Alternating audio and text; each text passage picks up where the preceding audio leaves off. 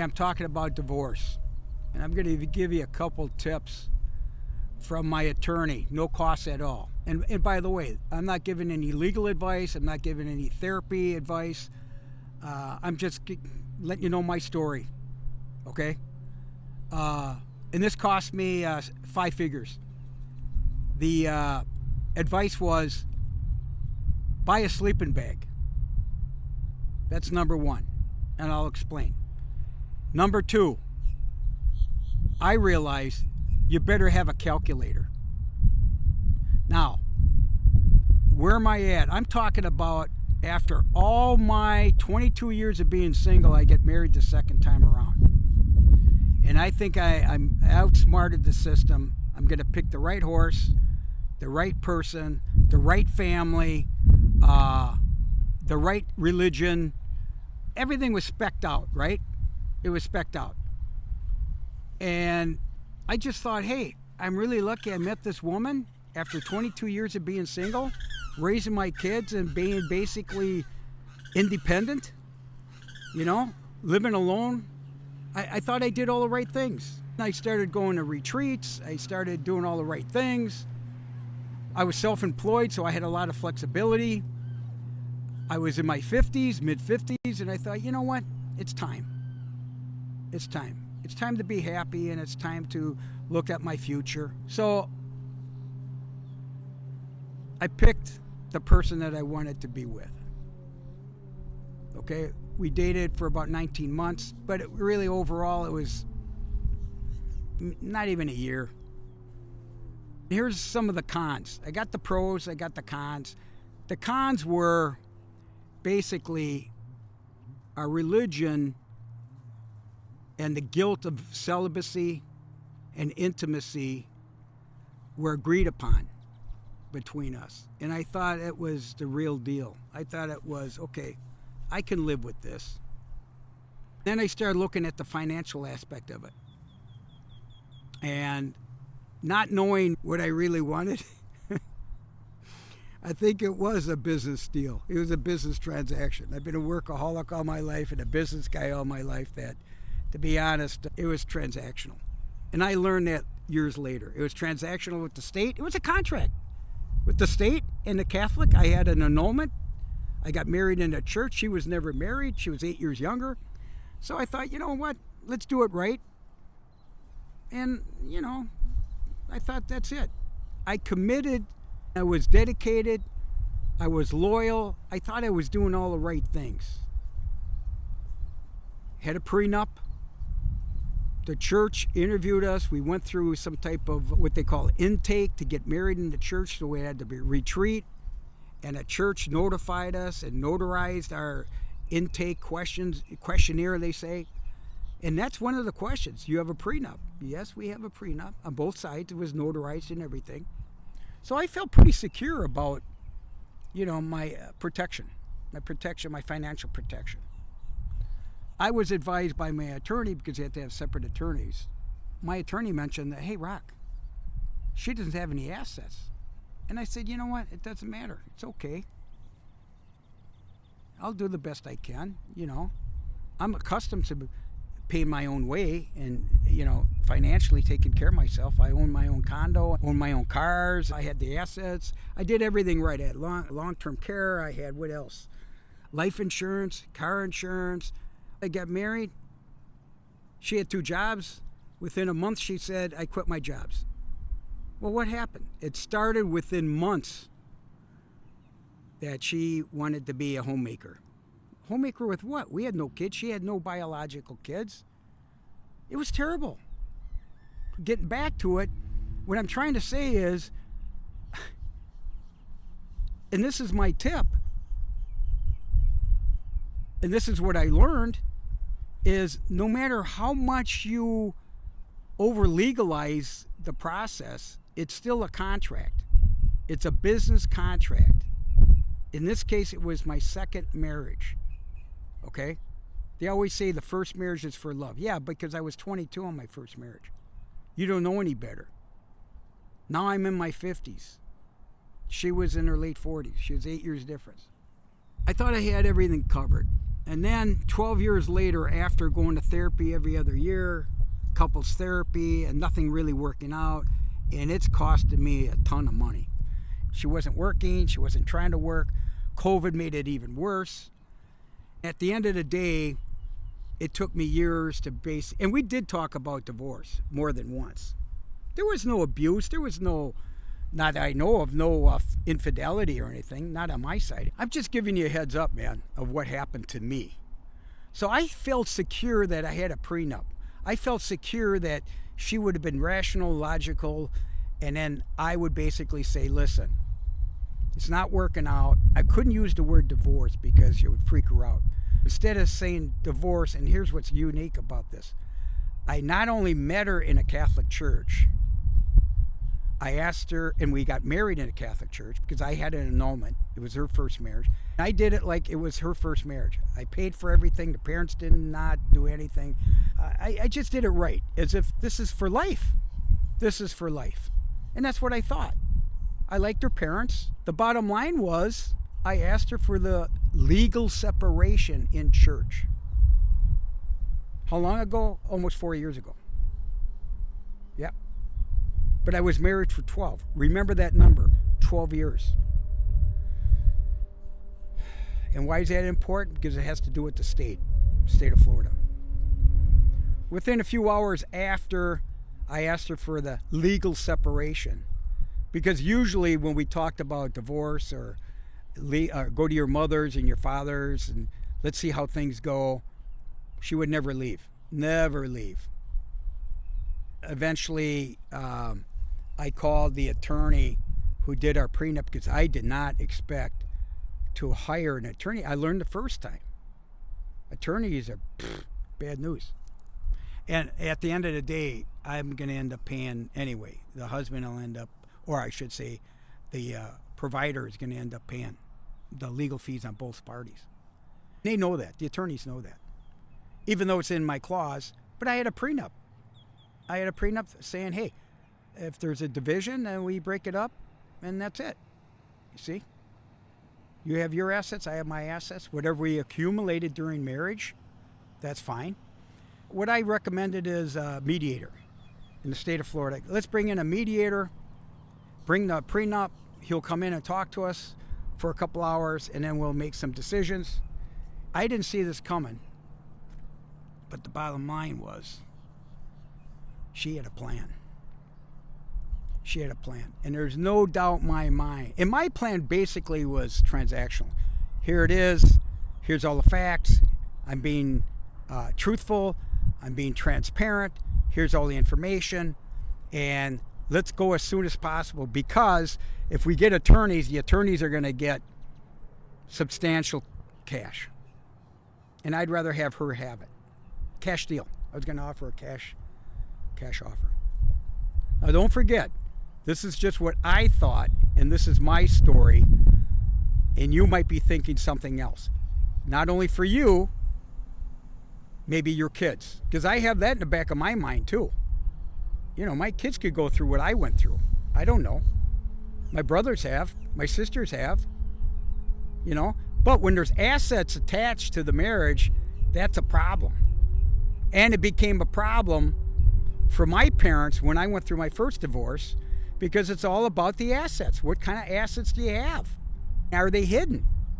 Okay, so I got the mediator. Mediator came in for a couple hours. I thought it went well. She didn't really participate that much, thinking that, okay, I understand. And I was offering her 6 figures to walk away, and I owned everything. You know, I owned the home. I had everything under my name.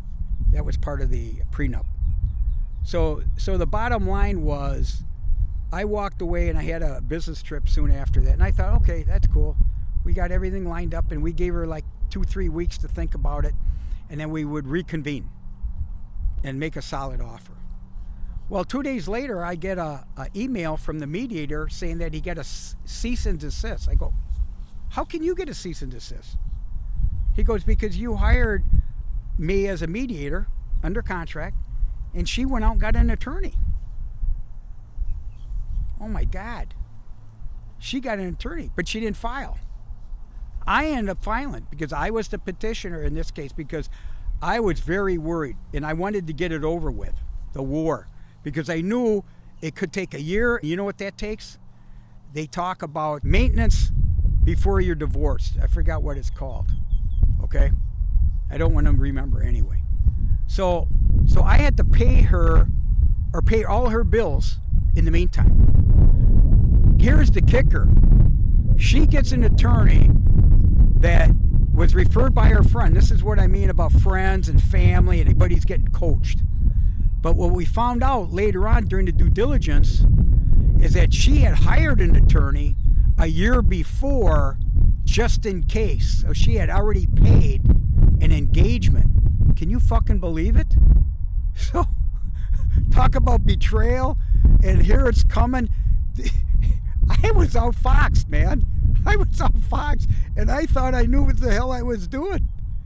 So it's pretty sad, man. It's pretty sad. So anyway, so she didn't want to leave the house, and she contested the prenup. And guess who escaped?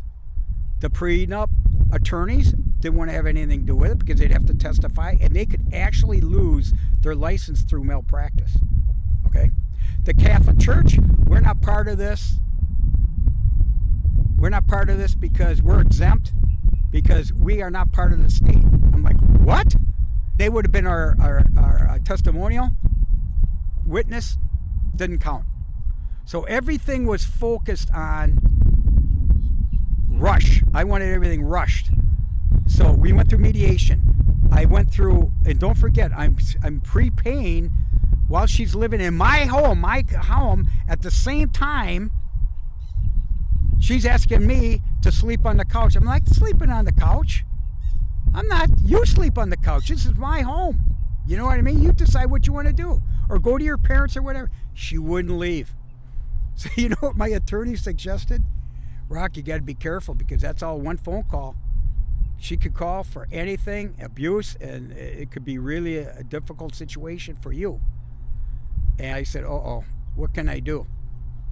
She goes, buy a sleeping bag. So I did. I bought a sleeping bag, and I put it over the bed. She was next to me. I even got a separator. And she would be walking around the house trying to seduce me in a miniskirt. I'm serious. It was getting bad to the point where, thank God, I got disciplined. I won't tell you the results, but anyway, the sleeping bag worked, and actually it was more comfortable because like silk, felt great, and so on. So anyway, that's where the sleeping bag came in. But then I had to hire an attorney. And we went through mediation multiple times. It's all the games, and it's all the holidays. It's all Jewish holidays, religious holidays, and her attorney, and my attorney, and they act like who's going to win. No. Who's going to win are the attorneys. They don't care. Once they see that I got money, who's going to pay her attorney fees? They know that. That's part of the negotiation. That's part of the settlement. Don't you get it? Yeah. Here I am talking about this shit and getting all riled up because you people on YouTube want to hear about it, because that's what the people that are listening to my stuff is the past. I call it the 5 pillars of success. Part of the foundation, part of mastery, part of transformation, part of independence and freedom, and it's part of legacy. I'm 71 years old. I'm going through all this. I've been through it. I'm giving you a heads up. And the people that are contacting me and saying, hey, Rock, I want to know more. Okay? I'm not naming names. I'm just saying, listen, it's dangerous out there. One of the things I want to share with you that's very important is the discussion on picking the right horse. Not only picking the right spouse, picking really the right family that you're going to end up marrying. Okay? Blood is blood. With my side and with her side, blood is blood. And I'm going to tell you something. After the marriage, I became 5th in line. It was God, her parents, her sister, her brother, shit, besides her, I'm way down the totem pole. And guess who was paying the bills? Everything, including the parents, taking care of the parents. Okay? It was terrible. So at the end of the day, I forced my attorney to say, listen, you're delaying this. It's 7 months already. And I got to get out, man. I got to get out. How do I, number one, get her out? It took 7 months and a settlement to get her out. Within the next month, they said, well, Rock, you're going to have to go to trial. And trial was $25,000 for one day just to prepare for it and go. And the possibility of losing. Because they said, we didn't sign the prenup. We didn't do anything with the prenup. It didn't exist. And we did not have a witness to prove it. Because we kept it quiet. Hey, a prenup is private information, correct? I don't think so. So that's the first thing is you're going to get a prenup, you better let it know. But here's the issue. If you have money or your family has money and you ask your future spouse to discuss a prenup and they say no, or her parents tell her no, walk. That's what you have to learn. Walk away from love. Walk away. I don't care if it's first marriage, second marriage, fifth marriage, whatever it can be, because by then you really know the rules. Okay? I'm trying to keep my mind set here on this prenup thing. So while I'm talking to a woman attorney, I went back to the mediator and says, listen, I need to do this. Can you draft me a plan that I could submit to my attorney and my attorney could submit it to my ex-wife's attorney? It was a Sunday night, and I sent it overnight because I wanted it on Monday. I wanted it presented. And I thought it was very fair. It was a financial settlement, and it was after she had moved. I lost big money in a car. I had a lease. I mean, it was terrible. It was terrible. I won't tell you about 12 years of financial subsidies. When I heard of Doge, I thought, oh, I wish Doge was available for me. And then I had to prepay monthly temporary relief. That's called what it's called, temporary relief. So I had to pay from May until December, and then it's kicked in again in January. So, they could drag this on for another year. I'm like, I can't afford this. I can't afford this. Actually, I'm on Social Security, and I had some work on the side. I'm a consultant. I was taking all this out of my personal assets to get rid of her, to get rid of the obligation. While I'm in the process of retiring and getting Social Security and looking at my future, because I couldn't afford her if I was unemployed. Okay? So it kicked in. I submitted it on a Sunday. And my attorney, Monday, I got an email from my female attorney, divorce attorney, who was all for Rock, and I had all paid up all my fees. She fired me. Did you hear that? My divorce attorney fired me. Why'd she fire me?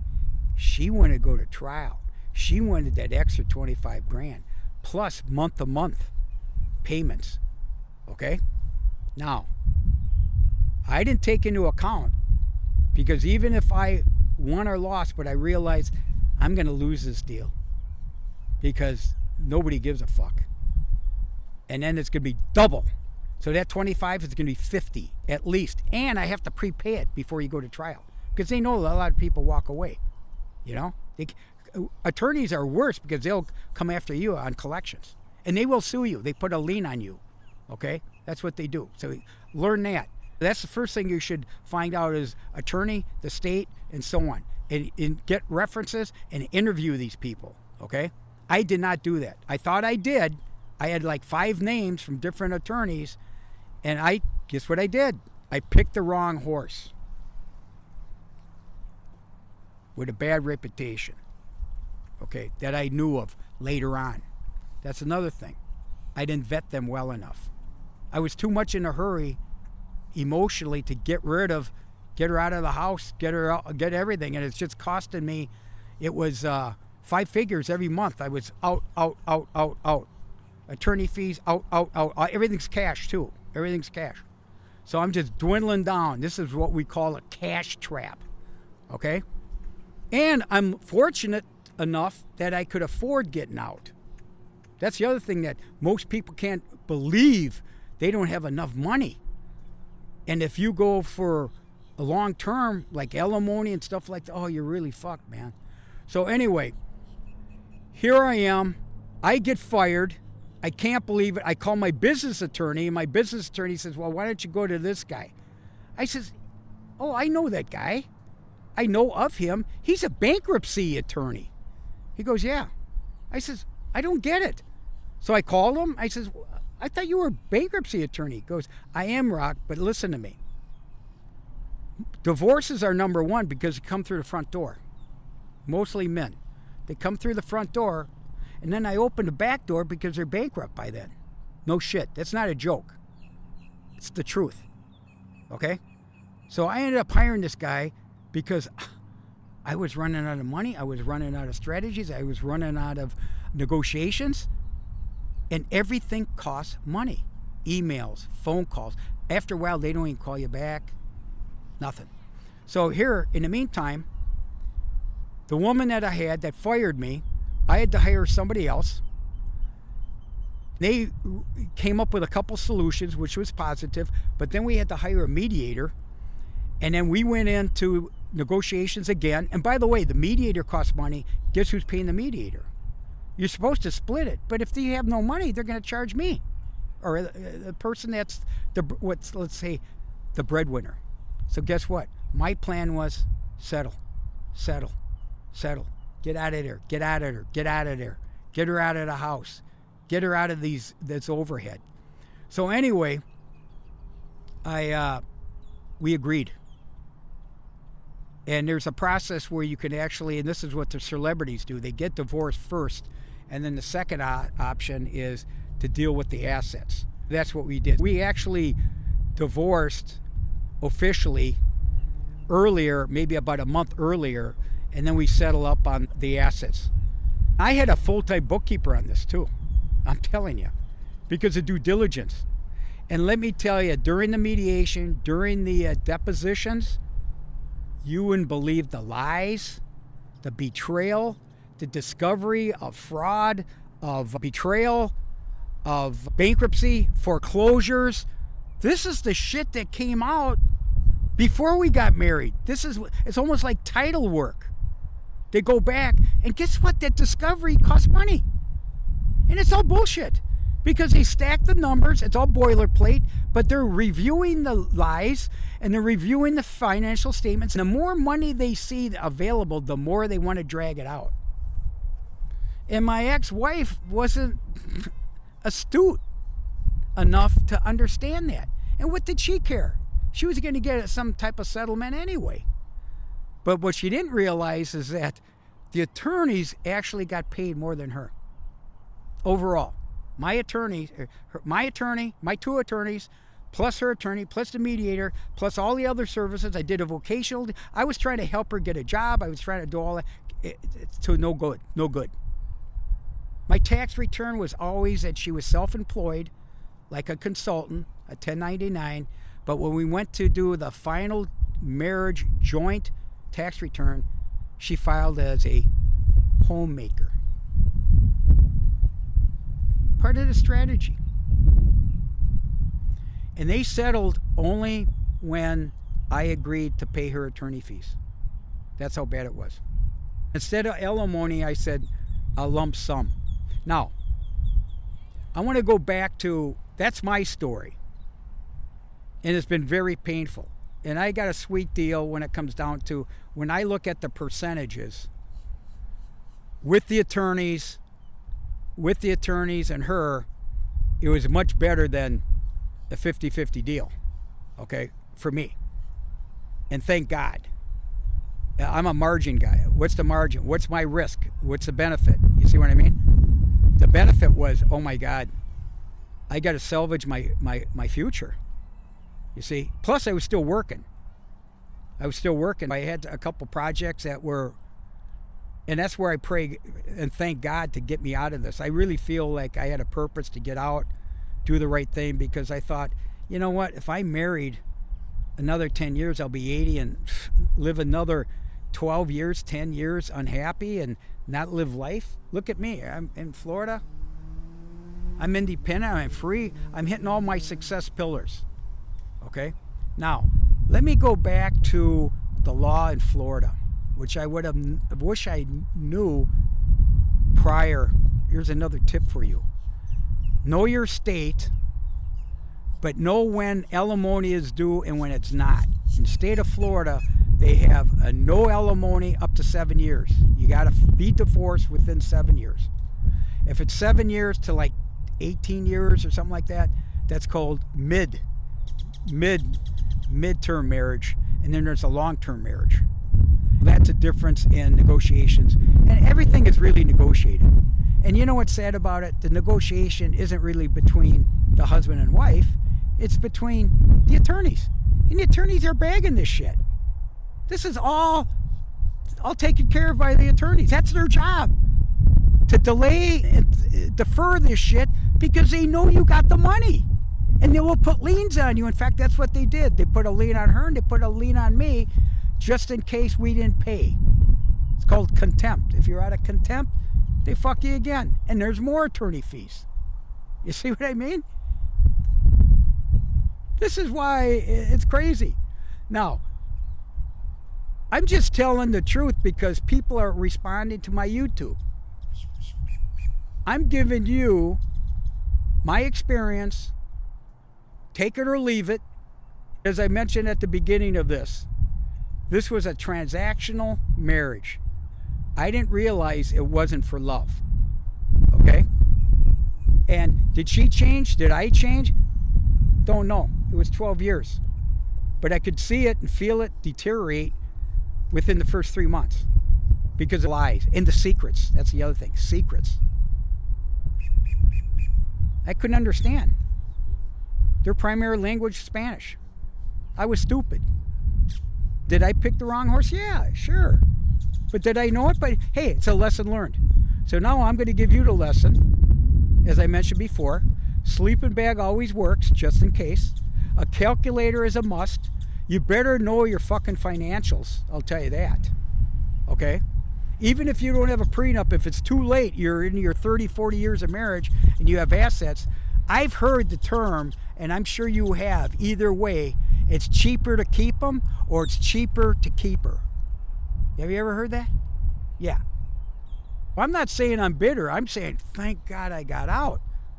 I feel for you poor bastards that can't get out financially. It's sad. It's really sad. And nobody understands it. The kids don't understand it. I don't want my kids to know it, what I went through. But now it is. This is the truth. I'm here trying to help everybody else. Beware. That's all. Beware. Now, I mentioned this in my other videos is there's 2 tips that I want to give you before you marry, and maybe I even said it during this process, this video, is number 1 tip, do a background check on your future spouse and do it seriously. Don't do a prenup. Get a private investigator. You can look up a lot of this stuff. Go on social media. That's what a lot of HR people are doing now. Go on social media and they see something, they go, oh, he's out. That could happen, man. You could get in trouble. You could get taped. There could be lawsuits. There could be a lot of shit. And tip number 2, get a background check on her family or his family. They always say, know who their friends are, know who their coaches are. That's another thing I learned. Know who their friends are. You know how when you raise kids, you always say, make sure you know who their friends are? Well, guess what? Second marriages, first marriages, and people are getting married later today. You know, you're not early 20s anymore. It's it's late 20s, early 30s. So you got time. I listen to Dr. Laura because I could be Dr. Laura or Dr. Rock. You know what I'm saying?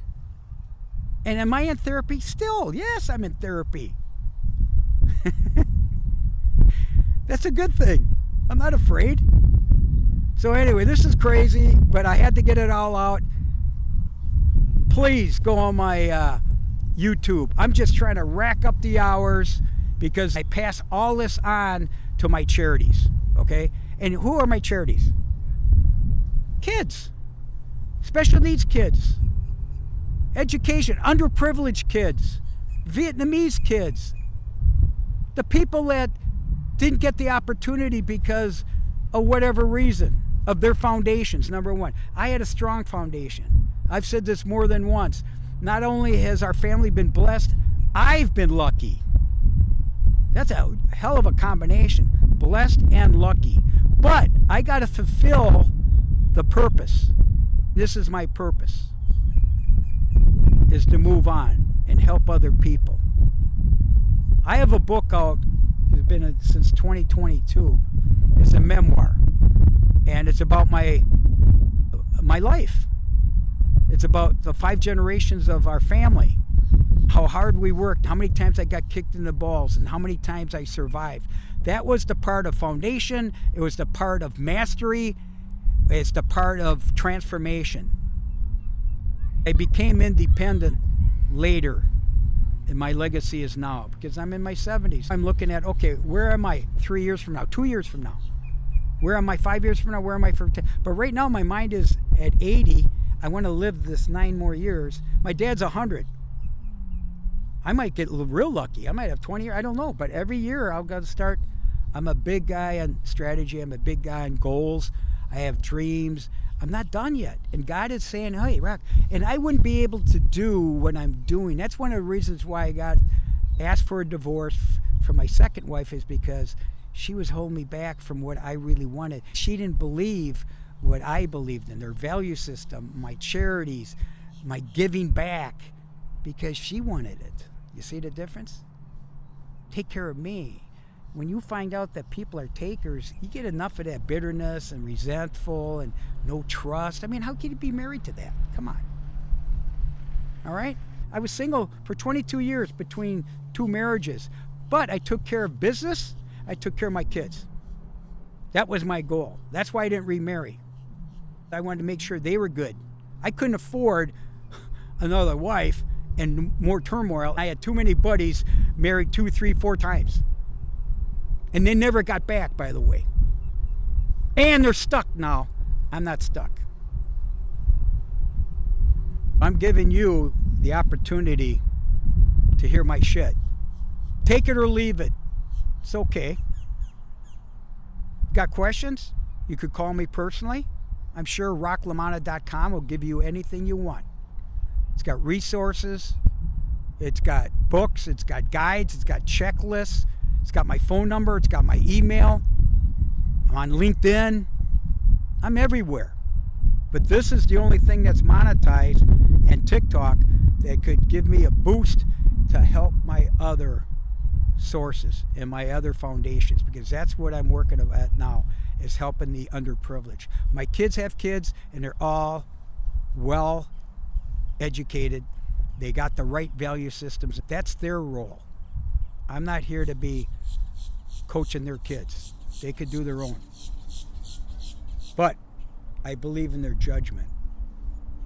I believe in their value system. You see? Very similar to mine.